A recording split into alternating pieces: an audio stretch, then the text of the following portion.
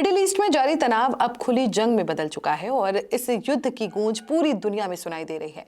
America और Israel ने मिलकर ईरान के खिलाफ बड़े सैन्य अभियान शुरू कर दिए हैं। इजराइल ने इस ऑपरेशन को ऑपरेशन रोरिंग लॉयन नाम दिया है, जबकि अमेरिका ने अपने हमले को ऑपरेशन एपिक फ्यूरी के तहत अंजाम दिया है। इन हमलों के बाद ईरान की राजधानी तेहरान समेत कई शहरों में जोरदार धमाके हुए हैं। सैन्य ठिकानों, मिसाइल बेस और कमांड सेंटर को निशाना बनाया गया है। इस संघर्ष की चिंगारी उस समय और भड़क गई जब ईरान के सर्वोच्च नेता अली खामेनेई की मौत की खबर सामने आई। 1 मार्च 2026 को हुए हमले में उनकी मौत की पुष्टि के बाद पूरे ईरान में गुस्से की लहर फैल गई।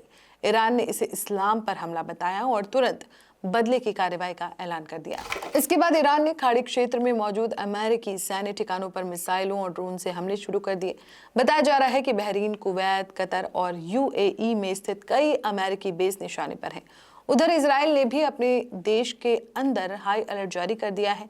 इजरायली सेना, इजराइल डिफेंस फोर्सेज यानी आईडीएफ ने पूरे देश में सायरन बजाकर नागरिकों को चेतावनी दी है।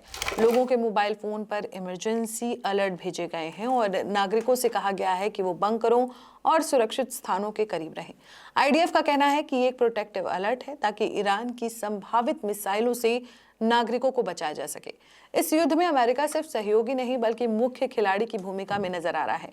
रिपोर्ट्स के मुताबिक अमेरिकी वायुसेना के Northrop B-2 spirit stealth bomber और नौसेना के मिसाइल डिस्ट्रॉयर सीधे तौर पर ईरान के ठिकानों पर हमला कर रहे हैं।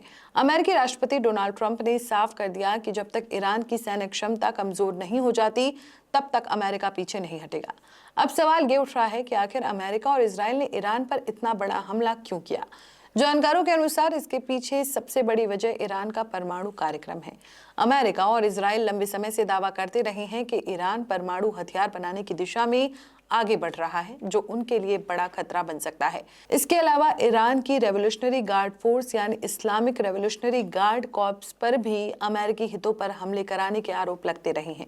इसी रणनीति के तहत अमेरिका और इजराइल ने सांप का सिर काटने की नीति अपनाई और ईरान के शीर्ष सैन्य ढांचे पर हमला कर दिया। अब इस युद्ध ने दुनिया को एक बड़े खतरे के सामने खड़ा कर दिया है।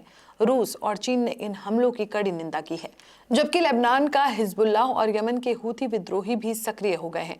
अगर ये संघर्ष और बढ़ता है और बड़े देश सीधे इसमें शामिल होते हैं तो कई रक्षा विशेषज्ञ इसे तीसरे विश्व युद्ध की शुरुआत भी मान रहे हैं।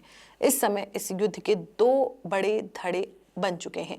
एक तरफ अमेरिका और इजराइल हैं, जिन्हें ब्रिटेन और कुछ यूरोपीय देशों का समर्थन मिल रहा है। दूसरी तरफ ईरान है, जिसके साथ उसके प्रॉक्सी संगठन और क्षेत्रीय सहयोगी खड़े नजर आ रहे हैं। इस युद्ध का असर अब पूरी दुनिया पर दिखाई देने लगा है। अंतर्राष्ट्रीय बाजार में कच्चे तेल की कीमतें तेजी से बढ़ रही हैं।